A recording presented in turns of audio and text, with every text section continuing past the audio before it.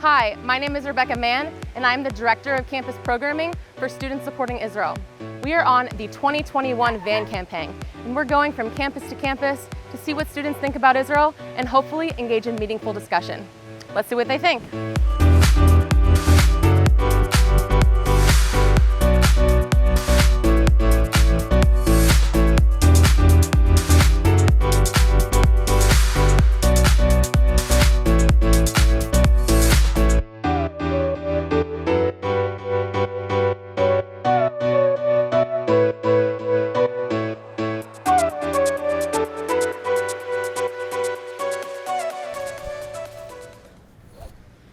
True. Free Palestine. From what? Do you want to talk? And when you hear the word Zionism, what does that make you think of? You don't know what it is, right? Is a Zionist Jewish? You can be a Zionist if you're a Christian, Muslim. You can be a Zionist. Zionism is the Jewish people's right for self-determination. The word Jew comes from the land of Judea. Right.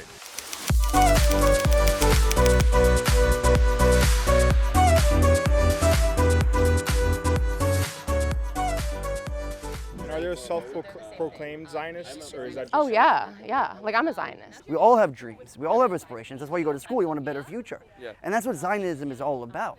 And to attack that very core of my right to exist, my right to have a land, a voice, a shield to protect yourself, is anti-Semitic. Now, when it comes to the politics and stuff, that's different. Israel's democracy. It's thriving, just like America.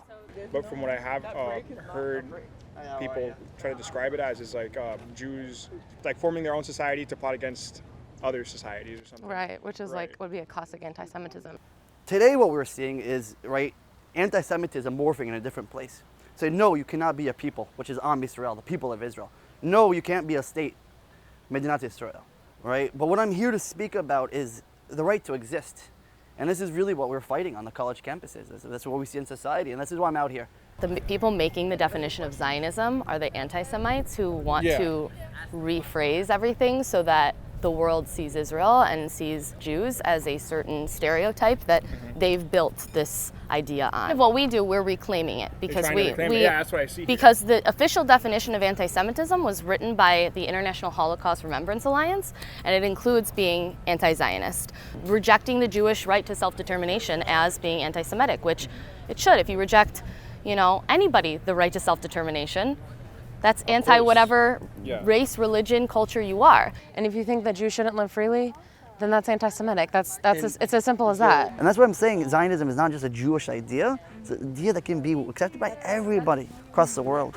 Now that I know what it is, anti-Zionism. Of course. Like, I hear about that a lot. I hear about a lot of things, and I feel like I'm not very educated on it, but that's why I'm glad that you stopped me. And that seems like a very simple concept, right? But unfortunately, Problems. yeah, unfortunately there are problems. First of all, let's define what anti-Zionism is. Opposition to the idea that Jewish people necessarily need to have their own, basically, ethno-states in Israel. British authorities were essentially collaborating with Zionist leaders to essentially make Zionism a colonial project. The particular way that it was brought about was a settler colonial apparatus or a way of organizing a state.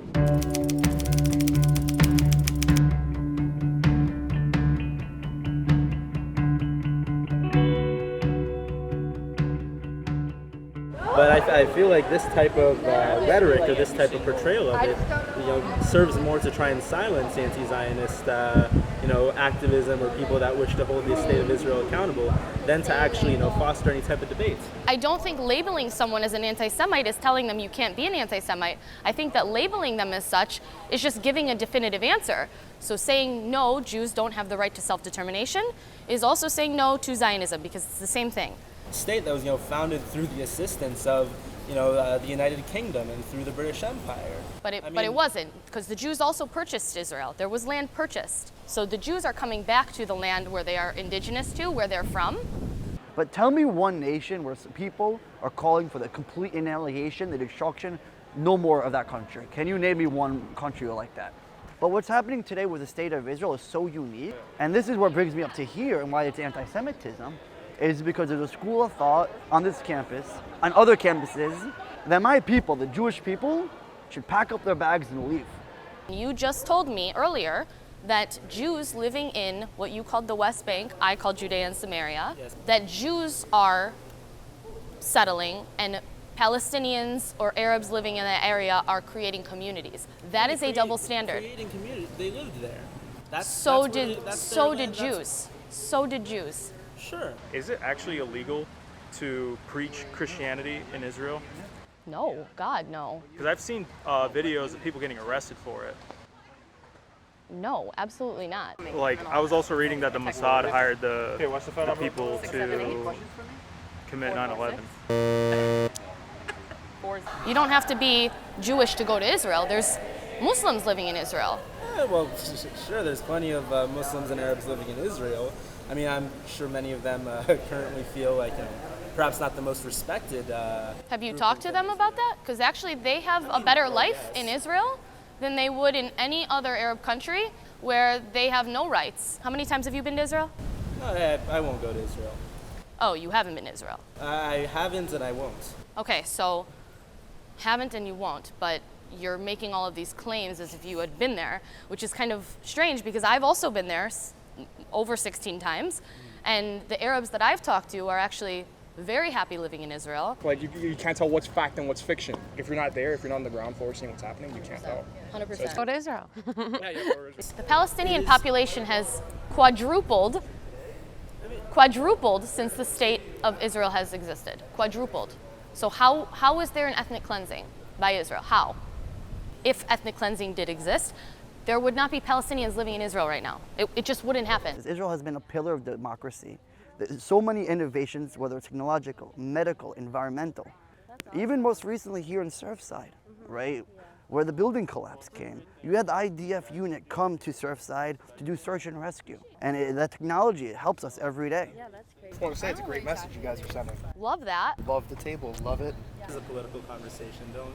To me, it's not political. To me, it's my ethnicity. It's who I am. To you, maybe it's political. To me, it's not. It's personal.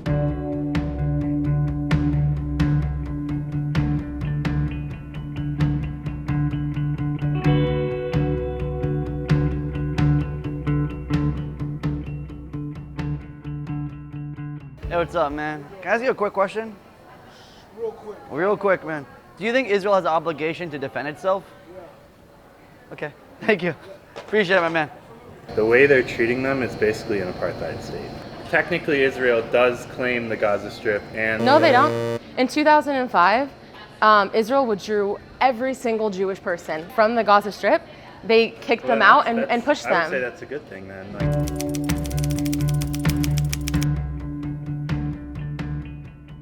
What does Hamas do? You say you disagree with Hamas's tactics, right? Yeah, I disagree. So they send rockets like on one hand, I disagree, but on the other hand, I can see where he was. Who's he? Hamas. It's not a person. It's an organization. Right. Well, they don't allow trade. There's an embargo, so Israel allows anything to go in except things that could be used for terrorist activity. And you know who also has a blockade with them? So Egypt also has a blockade. Your group is just saying that Israel has the right to defend itself. Yes, that's it. Right, I agree with that. Iran is funding terrorism with Hamas in Gaza. When they attack Israel, they're doing so indiscriminately, right? In the intifadas in the 2000s and the 80s, they went on buses and they suicide bombing, right? And that's like children, it's women, it's our families, it's our friends, right? Where my brother lives in Ramat Gan, across the street in May, his apartment across the street was hit by a rocket. First of all, thanks to the U.S.-Israel relationship, there's a thing called the Iron Dome. The Iron Dome, it has the technology, the ability to intercept these rockets in the air. It saves lives.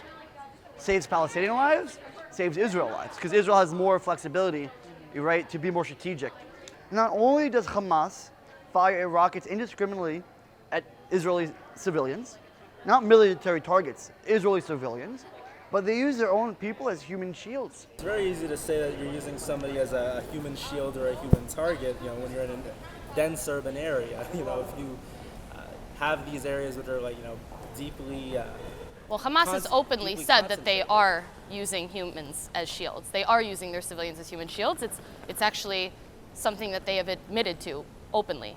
Handing somebody a leaflet before a couple minutes or a couple hours before you bomb their house. Yeah, that would help. That would help save a life. You don't think so? Or you could just not bomb them. Or you could just not elect terrorists as your government. So I'm asking students here at FAU if you feel that Israel has obligation to defend itself.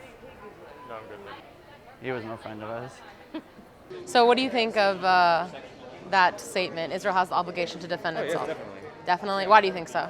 Well, one, they're the ones being attacked. We're here supporting Israel's right to defend itself as a sovereign The nation. comment is, if anybody argues with you, you say very simply, if the Arabs had won one of those wars, there'd be no Israel. We wouldn't be having this conversation We wouldn't today. be having this conversation today. Do you feel that Israel has a right and obligation to defend itself? And as a sovereign nation, that's number one, your right to protect its citizens. Killing Jews is part of why Hamas was established. In the actual charter itself, those are terrorists. The time will not come until Muslims will fight the Jews and kill them, until the Jews hide behind rocks and trees, which will cry, "O Muslim, there is a Jew hiding behind me, come on and kill him." So that's in their own words, and there are people on this campus who support that. And for our struggle against the Jews is extremely wide-ranging and grave, so much so that it will need the loyal efforts we can wield to follow by further steps and reinforced by successive battalions from the, and it's in their charter. You can look up their charter. You don't have to take my word for it. We're Jews. I'm civilian. He was in the military. The price of my head equals, as a civilian, equals the price of an IDF head. If you kill a Jew, your family and you will get paid. You'll be rewarded for your actions. Really? Not only that, they'll put posters of you. They'll name streets after you. The Palestinian Authority in Ramallah, right, where the head of state, Abbas, works out of, the street is named under Yahya Ayash. Yahya Ayash was a person that built suicide bombs. The same suicide bombs that murdered my aunt. They celebrate death. My aunt, right, in 1994, in Tel Aviv, was murdered in a terrorist attack, right, in a bus, right, only 27 at the time, just our age, right, going to university. And if right now we're having this conversation and you had a siren going off in this campus, right, saying code red, and you have 15 seconds to find a bomb shelter, somewhere you can be safe, because rockets, hundreds of rockets are flying over our head. What do you think the response would be with Florida and the United States? Probably a lot of panic.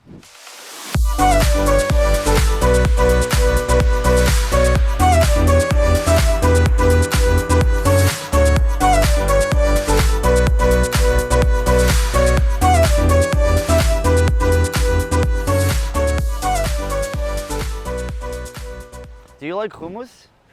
Never really had it. Have you ever? No, it's like chickpeas. It's a dip that is found in the Middle East, and you break bread, and it's something that brings people together. Oh, all right. Do you know what doesn't bring people together? War?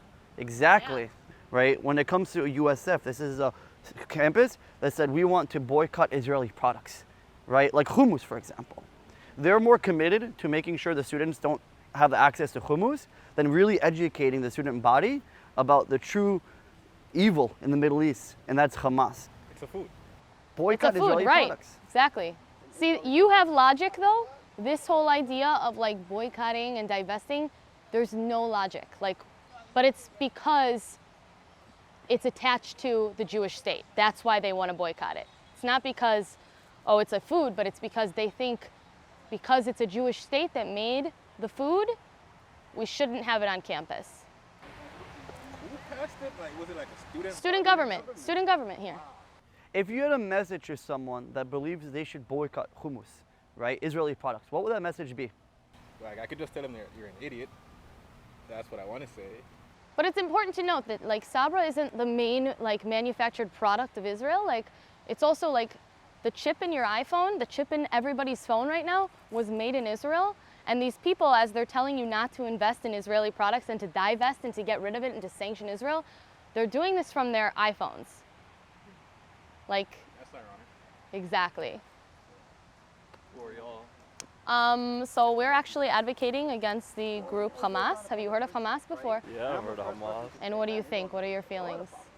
I'm not going to share my feelings, but advocating, what does that do here? Well, this campus has passed BDS before, and this is... Hasn't passed. It has. Only In the through past. student government. Right, that's the greater student body. That's what democracy is. I'm gonna let you be. We have to fight. Have a good day. Right? So that's cool. We'll talk more if you want later. You know, we have the Abraham Accords, right? And I want you to look into that and see what Israel is doing with UAE and, you know, with Morocco, the amazing things that are happening in Morocco. We have direct flights now, back and forth. I think there's a lot happening with peace. Just recently with Israel and Jordan, we signed a memorandum of understanding to help export water and help Jordan, the fourth driest country in the world, have water. And this is something that we have to encourage. Gotta love it. Keep going strong. Good shit. Thank you. Right, in Israel they have the Knesset, which is a parliamentary system similar to your United Kingdom, right? It's 120 seats, and in that you have Arabs, you have Jews, right? You have Christians, you have women, and then you have the Temple Mount where the Muslims can worship peacefully. Well, tell me where that's found in the Middle East. It's amazing. And you know, Israel is a state, a country, where Jews and Arabs are able to work side by side in peace and harmony. Show me where else in the Middle East where that's found. Yeah, I can't think of one. Israel has the most moral army in the entire world, and Most moral army? I believe so, yeah. I don't know about that. Do you think like George Soros is a good person? Who? George Soros? Golda Meir said, Israel's secret weapon is that we have nowhere else to go. We're fighting for our life, for our freedom every day. My name is Sophia Witt, Vice President of the Students Supporting Israel Movement. Today, we've heard a lot of differing opinions on various campuses across the state of Florida in the 2021 VAN campaign. To see more about Students Supporting Israel and learn more about the VAN campaign, visit us at www.ssimovement.org.